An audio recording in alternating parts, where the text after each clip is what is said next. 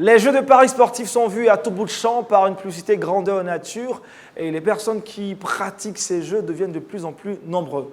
Jeux de paris sportifs, loto, jeux des hasards, Dieu en est-il contre? On en parle aujourd'hui à Horizon Jeune. Bienvenue à toutes et à tous. Et sur ce plateau, nous recevons 4 invités. Kwao Cyril Anatole, shalom. Shalom, Étudiant en communication. Oui. C'est cela, vous allez bien. Hein? Je vais très Musicien bien. dans votre assemblée également. Oui, je suis musicien. Ça marche. Pianiste précisément. Précisément. Merci d'être avec nous dans cette émission.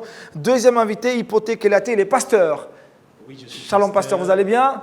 Je vais très bien. Comment merci. avance le ministère? Super bien. Je suis le premier responsable des églises que je dirige en Côte d'Ivoire et ailleurs. Que Dieu vous bénisse. Merci d'être avec nous. Troisième invité, Begré Landry, il est assistant pasteur. Shalom. Shalom. On va bien, hein? Oui, ça va. Et super aussi l'assistance au niveau du pasteur. bien. Oui, ça va. Dieu Ça fait va grâce, bien. Dieu permet. Ça va, super. Notre dernier invité, Kwasi Urich, il est membre du protocole dans son église, aussi entrepreneur. Shalom. Oui, bien sûr. On va Shalom. bien? Oui, ça va bien. Gloire à Jésus-Christ. Alors, dites-moi, paris sportif, loto et autres, Dieu en est-il contre? Commençons donc par la généralité des définitions. C'est quoi un pari sportif, Landry? Un pari sportif, c'est un pari qui d'abord se joue en ligne, voilà, qui est basé réellement sur le sport, dans un casino, se joue principalement dans un casino, comme on le voit dans certains pays au niveau des États-Unis. Voilà, c'est ce que je peux dire pour l'instant. D'accord. Anatole, que retrouve-t-on dans le grand groupe de jeux des hasards? On retrouve déjà le pari où, je peux dire, on retrouve la poursuite du gain. Voilà, on poursuit, tout le monde est en train de poursuivre de l'argent. Pour moi, c'est ce qu'on retrouve. C'est ce qu'on retrouve dans les jeux de hasard.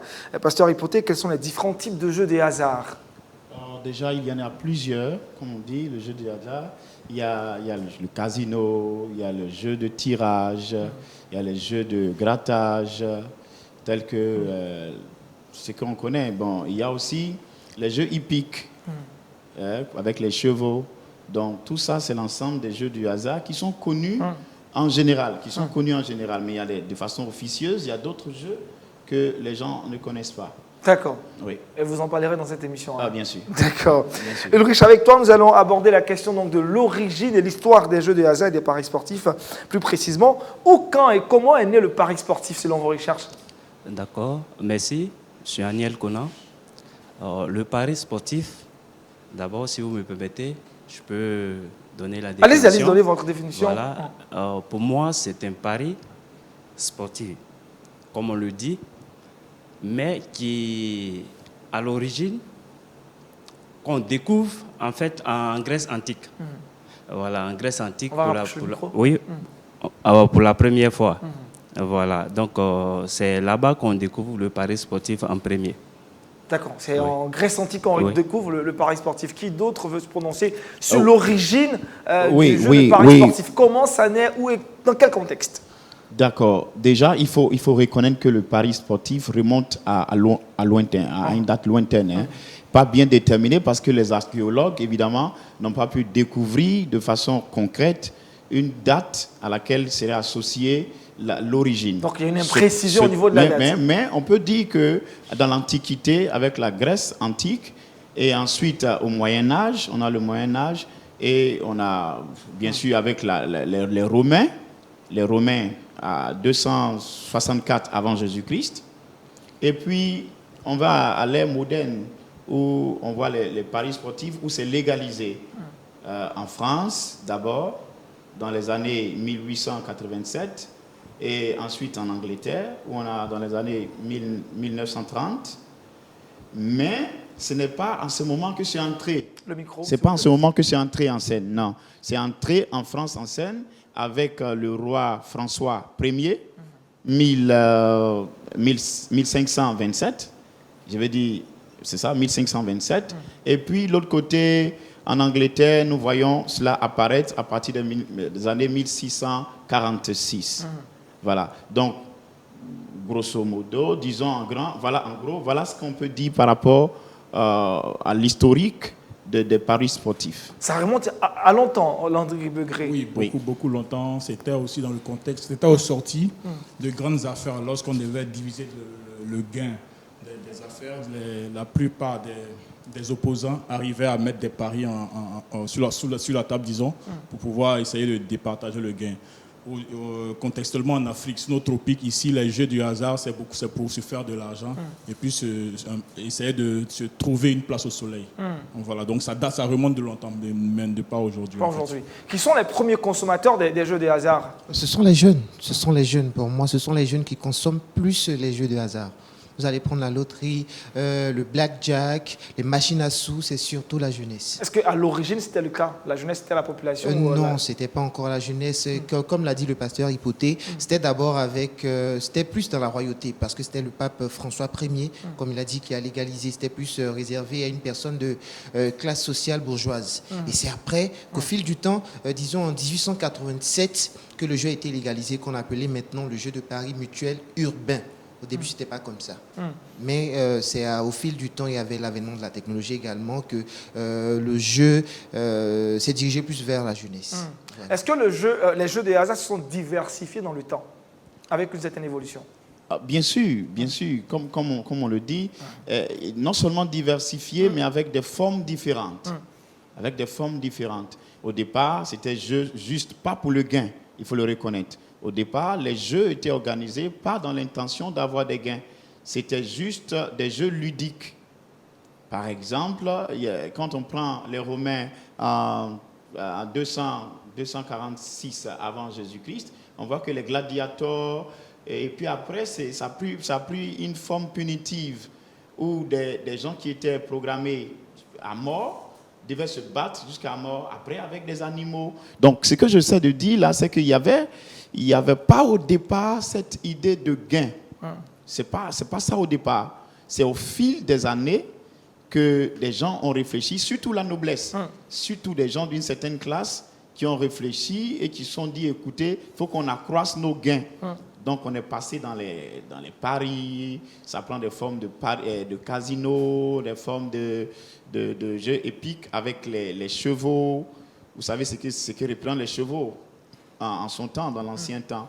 Donc, c'est vraiment tout ça. C'est vraiment tout ça qu'il faut dire, pour ne pas monopoliser la parole. D'accord. Et comment les non-chrétiens perçoivent-ils les jeux de hasard? Quel est le rapport que les non-chrétiens ont avec les jeux de hasard? Ulrich?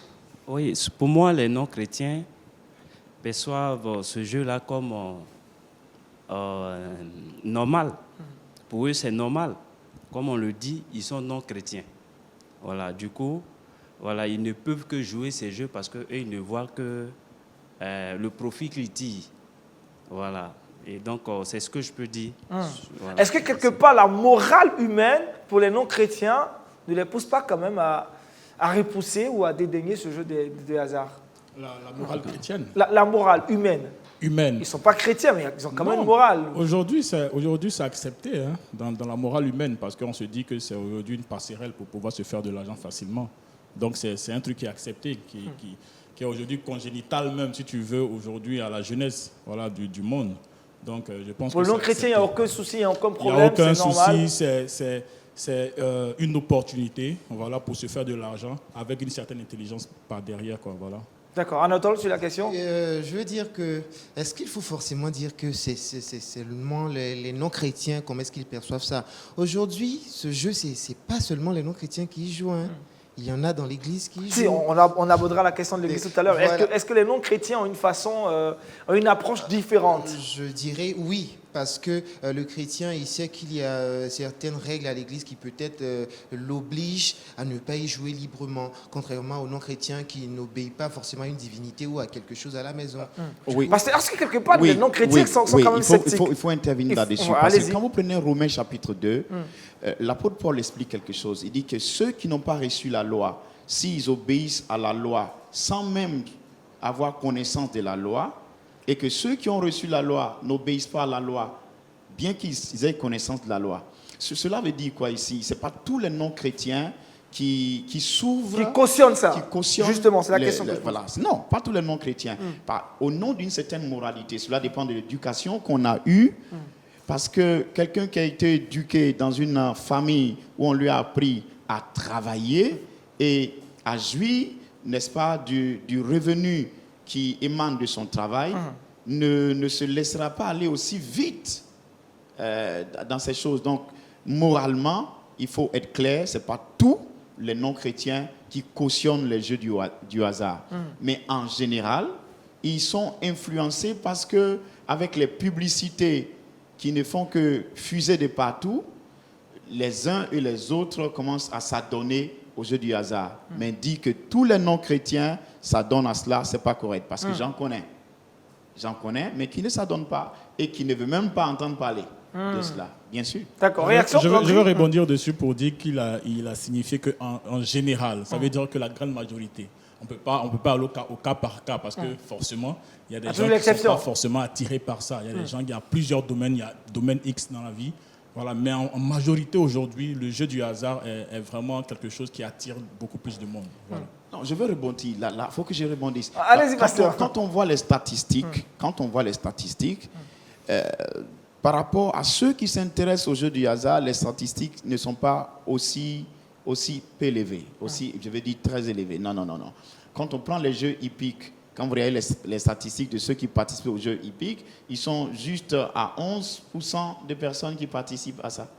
Quand tu prends les statistiques par rapport aux jeux du casino, vous voyez peut-être 5 à 7%.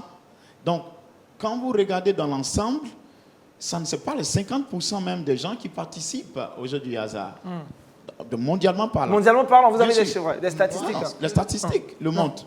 Voilà, ça veut dire, si nous en tenons aux statistiques, on ne peut pas dire que la majorité des non-chrétiens participent au jeu du hasard.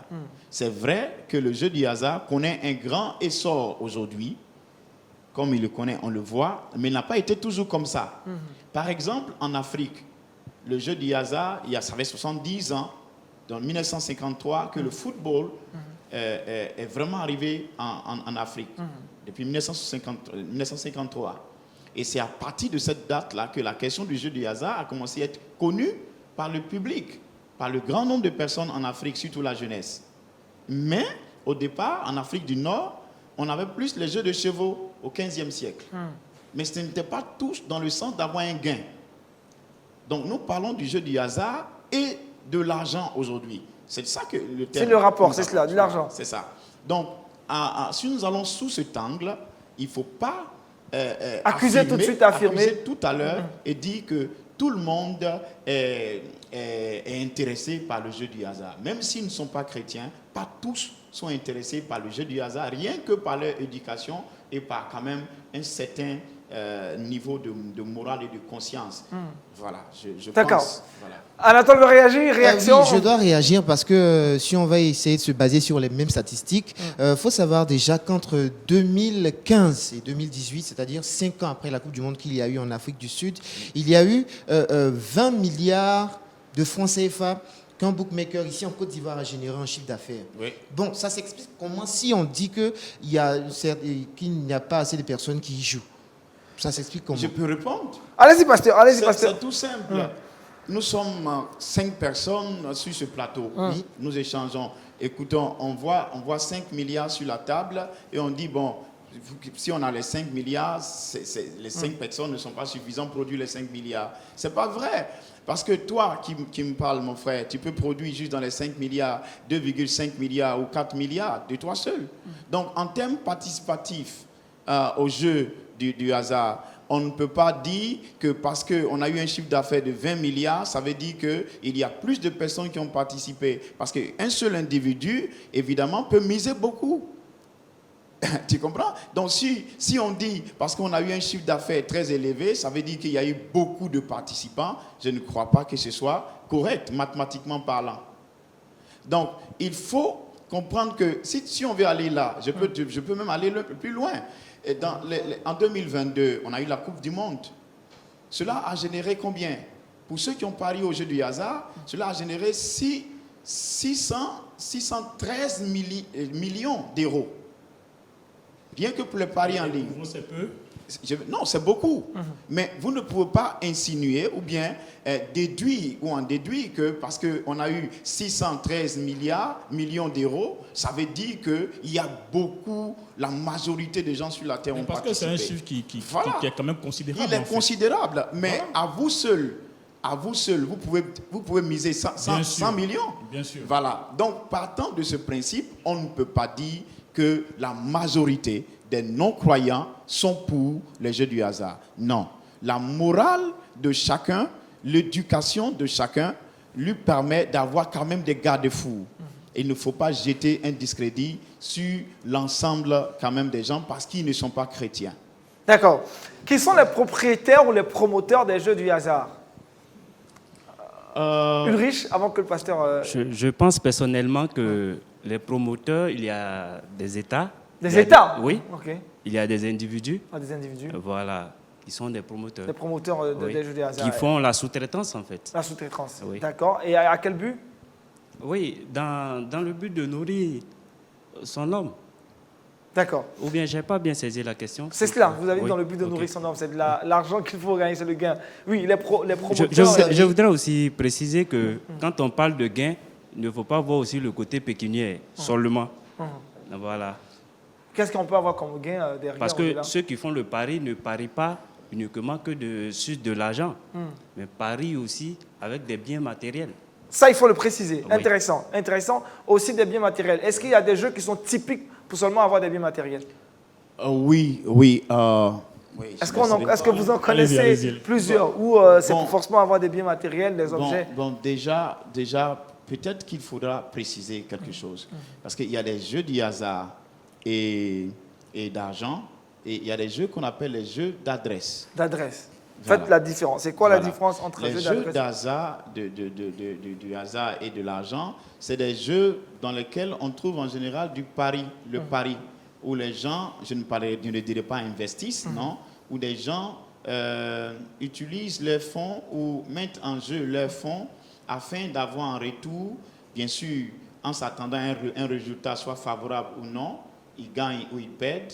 Donc, ce qui fait que c'est un jeu du hasard. Mais par exemple, le jeu, le billard, ça fait partie d'un jeu d'adresse. Le billard, par exemple. Le jeu aux fléchettes, c'est des jeux qui sont des jeux stratégiques. Donc, ceux-là ne sont pas des jeux du hasard.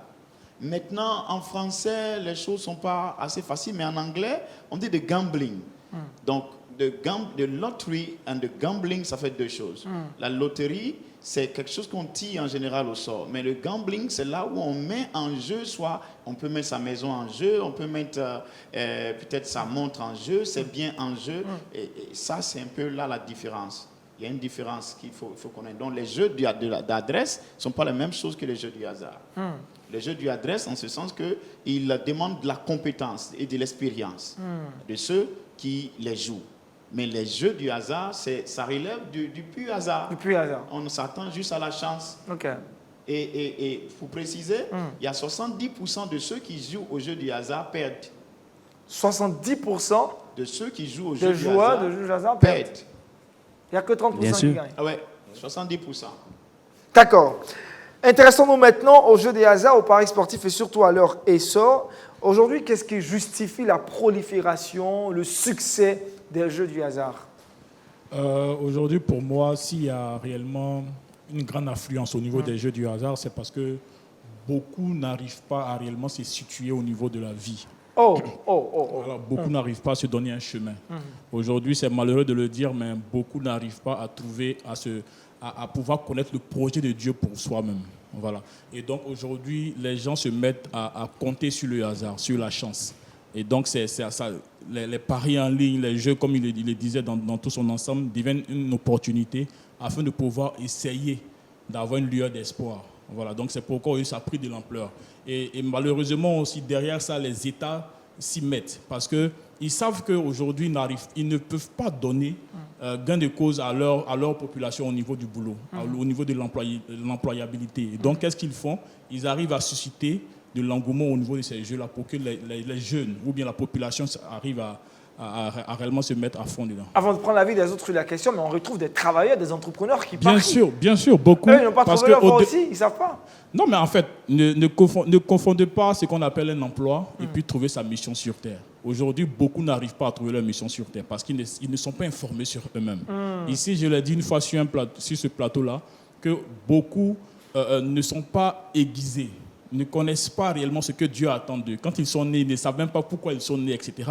Donc, ils se donnent au hasard, en fait, parce qu'ils se disent que le hasard peut les emmener au sommet. Voilà. Et donc les travailleurs, là, aujourd'hui, bon, il y a plusieurs systèmes. On a un sous-tropique. Il y a le système capitaliste, il y a le système communiste dans certains États. Mais ici, particulièrement, on passe un concours pour aller dans l'armée. Mais sous d'autres cieux, c'est un recrutement. Donc ça, c'est volontaire. Donc ici, en Afrique, le gars, il a eu un boulot, mais ce n'est pas satisfaisant, ce n'est pas sa mission. C'est parce qu'il voulait faire. Donc, il va toujours trouver un additif, comme le hasard, pour pouvoir essayer de compléter ses gains. Mais lorsqu'on fait sa passion, lorsqu'on fait sa mission, c'est différent. C'est plus l'argent qu'on recherche. Ce n'est plus l'argent qu'on recherche. Il y a d'autres aspirations, il y a d'autres gains qu'on recherche, en fait. Voilà. Aujourd'hui, moi, par exemple, quand je prêche à l'église, quand quelqu'un est guéri dans son âme, c'est une satisfaction pour moi. C'est vrai que ce n'est pas monétisable, mais je ne sais pas comment expliquer ça, mais ça me donne de la joie, ça me procure de la joie. Et puis la Bible dit qu'il y a plus de bien à donner qu'à recevoir. Donc c'est un peu plus complexe que ça, en fait. D'accord. Ouais. Cyril, pour toi, qu'est-ce que justifie la prolifération, l'essor, le succès des jeux de hasard aujourd'hui? Le système a évolué. On est dans un monde qui travaille plus avec la technologie aujourd'hui.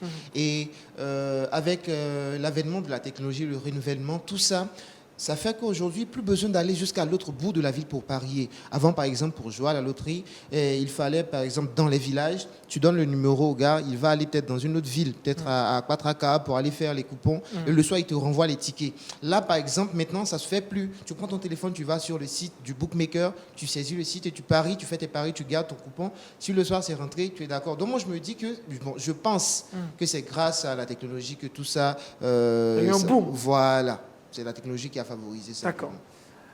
Pasteur Hypothé? D'accord. Quand nous parlons des sorts, déjà, il faut comprendre que c'est à partir des années 1887, qu'en France, on a connu le sort. Bien sûr que ça a commencé à partir de 1865. Mais en France, avec le roi François Ier, il y avait ce qu'on appelle le jeu de pommes. Le jeu de pommes qui consistait, c'était un jeu juste où on présentait la pomme et s'il y a certaines similarités, un jeu comme ça, et qui était récompensé. Et le roi s'est dit, mais si le jeu est récompensé, alors pourquoi ne pas aussi introduire le jeu du hasard et professionnaliser cela, de sorte que ceux qui le pratiquent aient aussi un gain. Donc, la première chose qui travaille à l'essor ou à la prolifération du jeu du hasard, c'est la poursuite du gain. On sait qu'on va avoir un gain. Avant, on ne savait pas, on jouait juste pour jouer, mais maintenant, on sait qu'on va avoir un gain dedans. C'est la première chose. La deuxième chose, c'est le travail que j'appelle un travail sophistiqué de ces sociétés qui sont avides de gains, mais au nom du capitalisme, qui établissent des manières différentes d'avoir des ressources. Donc, ces sociétés qui sont des sociétés que je peux appeler des sociétés véreuses, elles s'en fichent, elles veulent juste gagner de l'argent. Donc il faut faire une publicité, un battage publicitaire qui fait que les gens, en voyant la publicité, ils s'adonnent à ça. La troisième chose, c'est l'immaturité ou l'ignorance des gens. L'ignorance. Quand vous prenez la Bible, Éphésiens chapitre 4, verset 17, il dit: voici ce que je dis et ce que je déclare dans le Seigneur, que vous ne devez pas marcher comme les païens qui marchent selon la vanité de leurs pensées. Ils ont l'intelligence obscurcie à cause de l'ignorance qui est en eux et l'incrédulité. Donc, vous voyez, l'ignorance est l'une des choses qui favorise la prolifération des jeux du hasard. Les gens voient les publicités, ils se disent, bon, si celui-là a gagné, alors moi aussi je m'y mets, je vais gagner aussi. Et finalement, on se trouve dans un piège duquel on a du mal à sortir. Quand je parle d'ignorance, allez comprendre que je parle de la tranche la plus vulnérable qui est la jeunesse. Exemple, en Afrique, on a actuellement 200 millions de jeunes, c'est-à-dire qui ont entre 15 et 24 ans. Qui s'adonnent à ces jeux? Non, pas qui s'adonnent à ces jeux. En termes de popularité? En termes de population. Donc, cette jeunesse qui n'est pas toujours allaitée de façon adéquate pour savoir qu'est-ce que faire et qui n'a pas de repère parce que après des études, à 24 ans, on est assis, on n'a rien à faire. On voit son ami qui a juste joué au loto, qui a eu quelque chose. Donc, on s'est dit, mais pourquoi pas moi? Donc la jeunesse est vulnérable, et comme le frère le disait tout à l'heure, Begré, et il n'y a pas d'emploi. S'il n'y a pas d'emploi, il faut bien que je trouve quelque chose pour me mettre quelque chose en griffes sous la dent. Mais tout ça, c'est des facteurs qui ont permis faciliter la prolifération de ces jeux. Et venons-en à ce que le frère a dit tout à l'heure. Il a parlé de la technologie.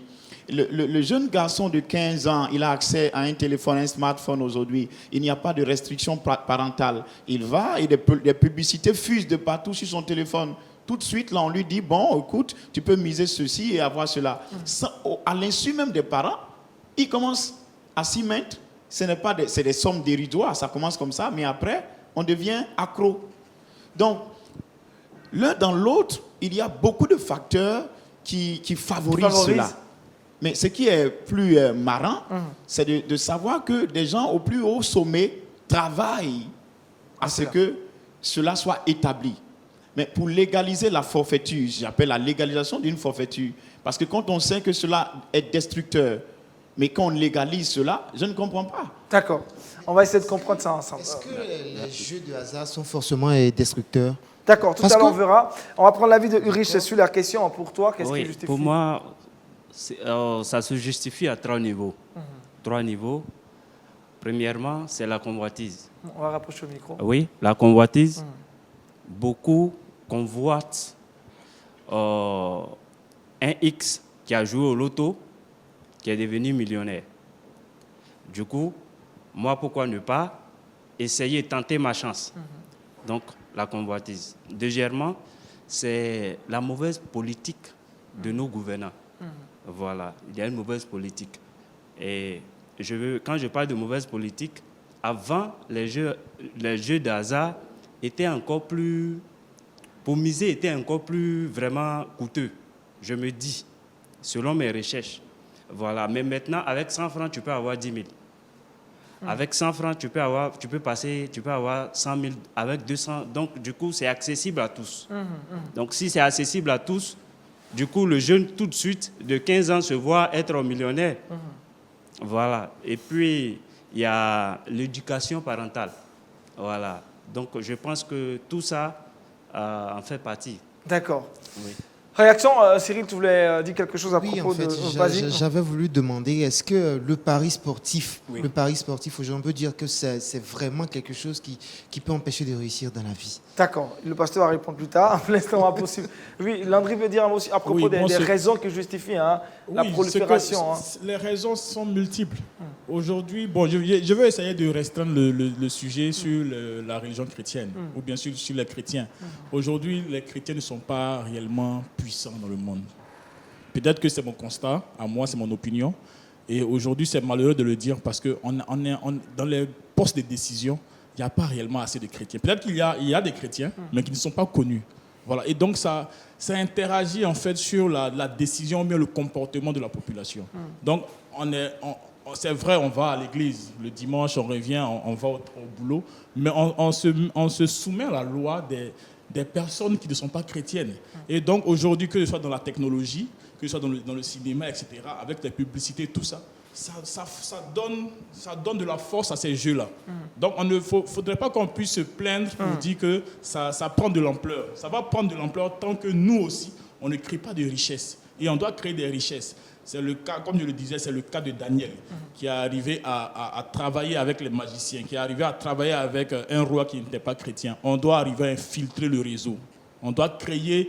parce que pour pouvoir combattre quelque chose de... Si on considère ça comme destructeur ou bien nocif, on doit créer quelque chose qui vient en secours. Mais nous, chrétiens, on crée quoi? Il n'y a pas de création, il n'y a pas d'innovation. Et donc, réellement, on doit, comme Jésus l'a dit, à la femme samaritaine près du puits, si tu connaissais le don.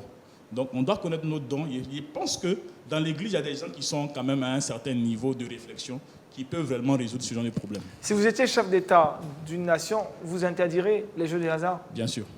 D'accord. Bien sûr. Ça crée beaucoup de distractions. C'est vrai qu'il y a quand même une certaine intelligence. Je ne veux pas être hypocrite, voilà, parce qu'aujourd'hui, c'est aussi une intelligence. Moi, je prends le cas de mon petit frère. Un jour, je l'ai surpris en train d'analyser des matchs et je l'ai surpris, comme il a dit, à avoir un grand gain. Quand on regarde nos parents qui ont travaillé, qui n'ont même pas pu économiser une certaine somme d'argent, et que facilement on peut facilement essayer d'analyser un match et prendre une petite économie, mettre là-dessus et puis faire un boom, ça, c'est tentant. Voilà, Alors, cela donc, me pousse à vous poser cette question. Allez-y. Est-ce qu'il y a des valeurs derrière ces jeux de hasard? je Est-ce qu'il y a pense de bonnes valeurs et de bonnes choses qu'on apprend quand même quand on joue aux jeux de hasard? Bon, je pense que j'ai essayé d'analyser le sujet. Hein. Il y a quand même des valeurs. Quelles sont ces valeurs? Pour ceux qui sont passionnés de sport, par exemple, voilà, ça leur permet de pouvoir avoir une certaine notion au niveau, Faut dire même la connaissance, dans le au domaine. niveau du sport. Maintenant, secondo, je pense que ça va de pair avec les bourses. Aujourd'hui, les bourses, c'est pareil. On voit des entreprises qui sont prêtes à chuter ou bien qui sont prêtes à faire des shifts ou bien un boom. Donc moi qui suis un investisseur, qui aime le risque, qui a le goût du risque, je peux me permettre de miser sur une entreprise et peut faire beaucoup d'argent. Donc aujourd'hui aussi, je pense qu'il y a une intelligence cachée derrière ça, mais je n'encourage pas un chrétien à le faire. Moi, D'accord, c'est ce on va que aborder la je question des pense. chrétiens dans pas longtemps. Voilà. Oui, est-ce qu'il y a des valeurs derrière Oui, les jeux de hasard? jouer aux jeux de hasard demande d'avoir de la créativité. Pour parier, par exemple, sur un match, il faut avoir de la justesse dans les pronostics. Par exemple, je vais dire que pendant les matchs, il y aura 15 cartons distribués aux joueurs. Il faut vraiment avoir de la créativité pour se lancer dans cela. Du coup, on ne se lève pas. Bon, c'est peut-être le thème du hasard qui fatigue un peu, mais ça ne relève pas forcément du hasard. Ça demande d'avoir de la créativité, du génie et surtout approfondir la connaissance dans le domaine qu'on veut parier, qu'on veut jouer, par exemple. Du coup, pour moi, il faudrait vraiment avoir de la créativité, développer son génie et puis surtout être un bon calculateur parce que dans les paris sportifs, il y a tellement de probabilités. Est-ce que finalement le jeu de hasard n'est pas un jeu de probabilité? Forcément, Quand on parle de bien sûr, c'est un on jeu de parle probabilité. On parle de mathématiques. Je Est-ce pense que dans finalement, la loterie, c'est pas de la loterie, dans la Oui. loterie, il faut avoir des Forcément numéros. savoir calculer. Et après, je pense que l'instance qui régularise ça donne le résultat pour après. Donc ça veut dire que c'est de la probabilité. c'est de la probabilité. Donc c'est des on fait de la mathématiques. mathématique. Bien Parce que sûr. hypothèse, en fait, c'est de la mathématique, Oui, c'est mais- pas un jeu de chance. C'est Oui, un jeu de oui, calcul. c'est ce que j'étais en Mais train de tout est permis et tout n'est pas utile. Mais c'est tout à l'heure, vous allez le dire. Attention, venons-en. Voilà Oui. pourquoi j'ai fait tout à l'heure le distinguo entre les jeux dits du hasard et d'argent. On précise bien, jeux du hasard et d'argent et les jeux d'adresse. Mais Ça pour fait la deux loterie choses. comme ça. Parlons de la loterie. Le mot loterie lui-même, il vient d'où? Parce qu'on parle de lot. Ça, c'est dans le sens d'avoir un lot qu'on organisait ce qu'on appelle la loterie, dans laquelle il y a un certain tirage ou un grattage qui se fait. Mais dans l'un ou l'autre, il y a la question du hasard dedans. Pourquoi? Parce que même quand on parle de probabilité en mathématiques, dites-moi, il y a des professeurs de probabilité, il y a des étudiants qui sont très bons en probabilité. En matière intellectuelle, il y a un développement intellectuel qui se fait. Mais n'empêche qu'il y a le hasard dedans, il y a du hasard dedans. Il y a du hasard dedans. Et pourquoi on dit probabilité? Parce qu'on n'a pas Rien de n'est certitude. certain, il n'y a pas de certitude. Voilà. Il n'y a pas de certitude. Voilà pourquoi on parle de Mais probabilité. il y a quand même la base de la calcul. Oui, mais le fait qu'il y ait une base de calcul n'exclut pas le fait du hasard dedans. Parce que dès que vous dites c'est probable, vous n'avez pas de certitude. Ça veut dire qu'il y a du hasard dedans. Donc ce n'est pas parce que c'est de la mathématique qu'on fait ou des mathématiques qu'on fait qui permet de développer l'intellect que ça veut dire que c'est compatible avec ce que Dieu pense ou ce que Dieu dit. Parce que développer mon intellect et puis être compatible avec ce que Dieu dit, ça fait deux choses. Pour vous, il n'y a pas de valeur dans les jeux de hasard. Il n'y a pas de valeur. Je ne dirais pas qu'il n'y a pas de valeur. S'il y en a, quelles sont ces valeurs-là? Donc, Parce que la s'il y a question- une valeur, c'est la valeur qui tend à développer l'intellect. Je veux dire, qui amène quelqu'un à réfléchir, mais à quoi bon réfléchir à quelque chose dont on n'est pas vraiment sûr? C'est ça ce que je veux dire, au fait. La réflexion, quand on mène dans le jeu du hasard, n'exclut pas le hasard.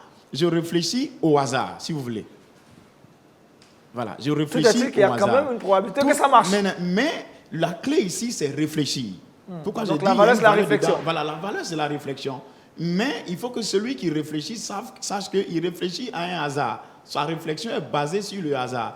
Dès le moment, il ne peut pas dire à la fin de sa réflexion que c'est sûr, que voilà ce qui va se passer. Ok. Et que cela soit perpétuel.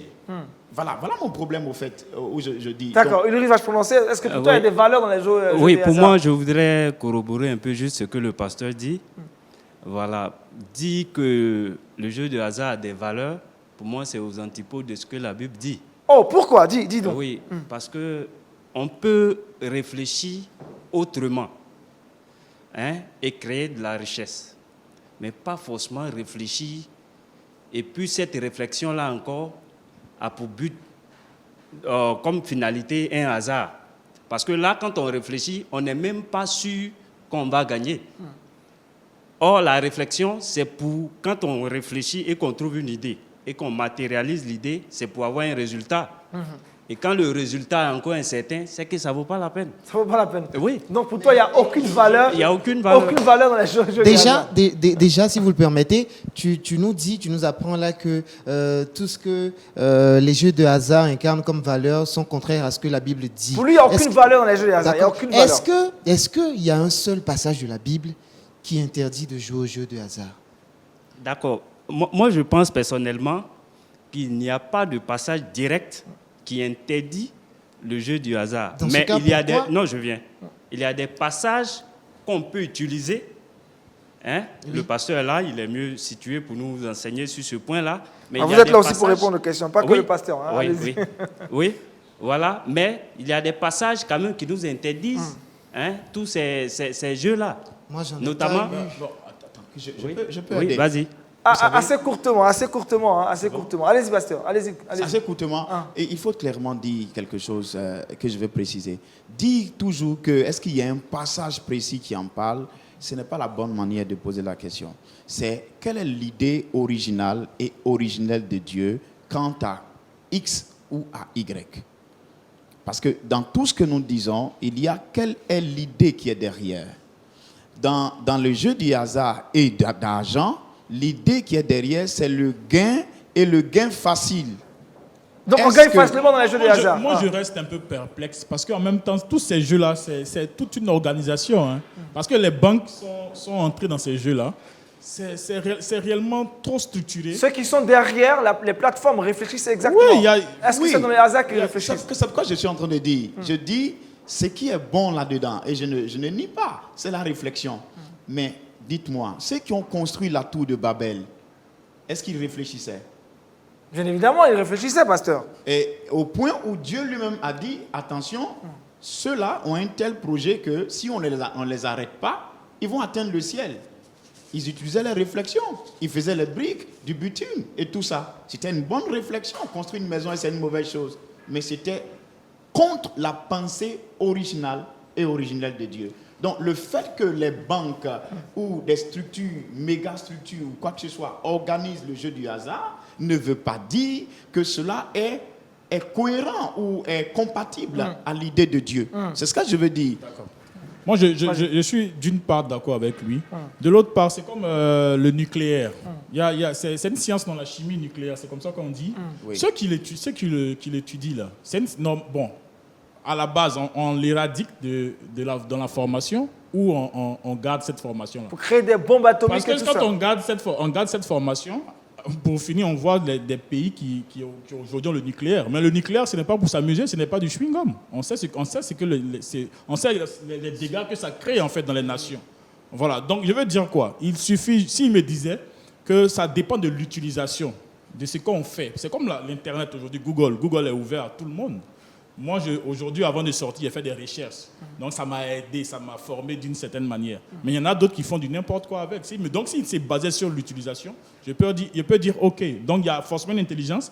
Et puis, de deux, comme il a dit là, peut-être s'il me disait que dans l'esprit de lui, Ulrich. Voilà, monsieur Ulrich, dans le corps de la parole, je pense que littéralement, on ne pourra pas trouver un verset où Dieu a vraiment statué dessus. Mais dans l'esprit, comme il a dit dans la pensée originelle de Dieu, je pense que Dieu défend tout homme de pouvoir se jeter dans le hasard. Donc c'est l'esprit du hasard dans lequel on se met qui pose un peu problème. Mais sinon, je pense qu'il y a quand même beaucoup d'intelligence dedans. Et puis il faut féliciter aussi ceux qui ont fait ça parce que c'est vraiment très Il organisé. faut les féliciter. Est-ce Il que, faut les féliciter. D'accord. est-ce que Dieu, selon ce que le pasteur Hypothèse a dit tout à l'heure, est-ce que Dieu il défend d'utiliser le hasard? Parce que je me rappelle bien dans l'Ancien Testament, quand les Lévitiques devaient choisir des boucs Ok. pour expiation de péché. Est-ce qu'ils n'ont pas tiré au sort? Et on va même venir dans le Nouveau Testament après la venue du Saint-Esprit, non, avant la venue du Saint-Esprit. Est-ce que, je veux dire, les disciples, pour choisir le remplaçant de Judas qui a trahi Jésus,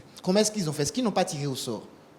Donc il y a tellement de choses. Moi je me dis que Dieu n'a pas interdit vraiment les jeux de hasard. Du coup, pourquoi s'en priver finalement? Attention. Je voudrais poser une question. Je voulais dire quelque chose. Il y a peut-être que c'est le mot aussi, le mot hasard qui nous dérange. Parce que aussi quand on parle de foi, on fait allusion à la folie, ou bien on pense à des choses qu'on n'a pas encore vues. Donc on peut appliquer la foi au jeu des hasards. C'est pas qu'on peut appliquer. On l'applique. Non, C'est ça la question. Moi, pareil. Pasteur Hypothèse va réagir tout à l'heure pour corriger déjà, quelque chose. le sens du hasard même déjà a aussi son contexte biblique. Hein. Oh! non, Oui. non, s'il vous plaît. Explique-nous. Non, Si je peux me Pasteur, il va s'expliquer, vous allez réagir. Non. Vous Je allez ne réagir. peux même pas laisser le frère D'accord. développer. D'accord, allez-y, répondissez. Parce qu'on va finir par légaliser la théorie du Big Bang. OK? Si nous appuyons sur la théorie de Charles Darwin, nous en venons au fait que le monde est le produit du hasard. Ça, c'est clair. Et ce n'est pas vrai. Quand nous voyons la création elle-même, nous voyons Dieu, un être intelligent, et qui est l'intelligence personnifiée elle-même, qui organise la création. On voit premier jour, deuxième jour, troisième jour, quatrième jour, etc. Je peux vous les citer. Mais pour question de temps, on ne peut pas le faire. Mais regardez quelque chose. Genèse 2, à partir du verset 4, verset 5, la Bible dit, quand l'Éternel Dieu planta le jardin en Éden, la Bible dit qu'il n'avait pas fait pleuvoir sur la terre et ensuite, aucun arbuste des champs n'avait poussé. Pourquoi? Parce qu'il n'y avait pas d'homme pour gérer. Entendez bien. Donc, aussi longtemps que la capacité de gestion est absente, le développement est empêché. Ça, c'est clair. Qu'est-ce que vous voulez dire, pasteur? Allez. Ce que je veux expliquer ici, c'est que quoi? Originellement, Dieu a créé l'homme pour manager. Il a créé l'homme pour diriger, pour contrôler, pour dominer. Mais quand vous prenez les jeux du hasard, toutes les capacités, le potentiel que Dieu a mis en l'homme ne peut pas être déployé en réalité, mais au fur et à mesure qu'on joue aux jeux du hasard, on se trouve asservi.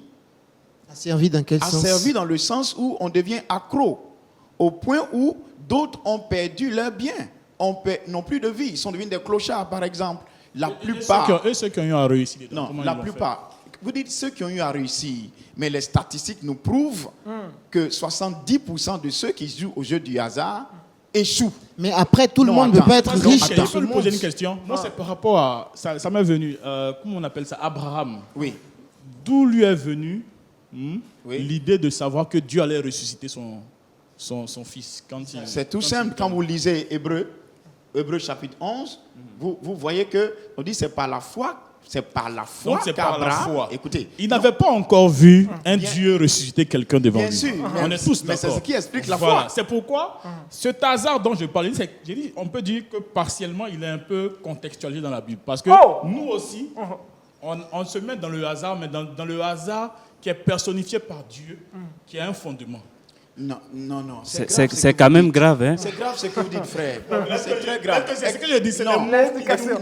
non. Pasteur, allez-y rapidement. Excusez-moi. Parce que quand on parle de foi, quelqu'un qui s'élève, qui donne toute sa fortune dans une offrande ou même dans un sacrifice quelconque, Oui, il s'attend à Dieu. bien sûr.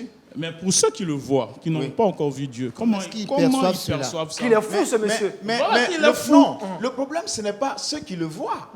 Parce que Dieu traite singulièrement avec nous. Donc celui qui va jouer au jeu des hasards, qui croit qu'il va gagner, Non, je ne parle pas de ça. Moi je vais revenir sur ce que le frère a dit. D'accord, Il dit corrigez que ce que vous- c'est selon l'arrivée ce- du hasard. Quand on parle d'Abraham, quand Dieu lui a parlé, Dieu lui a laissé le temps de marcher pendant 3 jours. Il a marché pendant 3 jours. Il n'a pas informé sciemment sa femme. et qu'est-ce qu'il faisait pendant ces 3 jours selon vous quand il marchait? Mais pour être éprouvé, Dieu lui a dit de marcher pendant 3 jours. Allez, sur la montagne ensuite. C'est pour éprouver son choix. Est-ce que vraiment il a pris le choix? pouvez Et que prendre ce la n'est pas décision de juste que revenir. Dieu lui a dit, parce que Dieu lui a dit, il faut partir offrir mon fils. Donc, bon, Dieu a parlé, je m'en vais. Dieu voulait s'assurer que la résolution d'Abraham était personnelle et que bien que Dieu ait parlé, il a ajouté foi, il a cru en ce que Dieu a dit. C'est vraiment capital. C'est vraiment capital. Donc, ce n'était pas un hasard. Quand on lit Hébreu, la Bible dit c'est par la foi que Abraham a offert son fils. C'est parce qu'il y a eu résultat que la Bible a défini que c'est par la foi. D'accord, on va s'arrêter là aujourd'hui. Wow. On va s'arrêter là aujourd'hui et puis la suite de l'émission, ça sera la semaine prochaine. Super. Grand merci au pasteur Hypothèque Laté, à Landry Begré, à Ulrich Merci, et puis enfin à Kwao. On se retrouvera Merci. dans une semaine Merci. pour la suite de cette thématique. Merci de nous avoir suivis. N'oubliez pas, à 19h30, le culte en live sur Lumière du Monde Télévision d'ici à samedi prochain. Portez-vous bien et shalom chez vous. Shalom, shalom, shalom, shalom, shalom.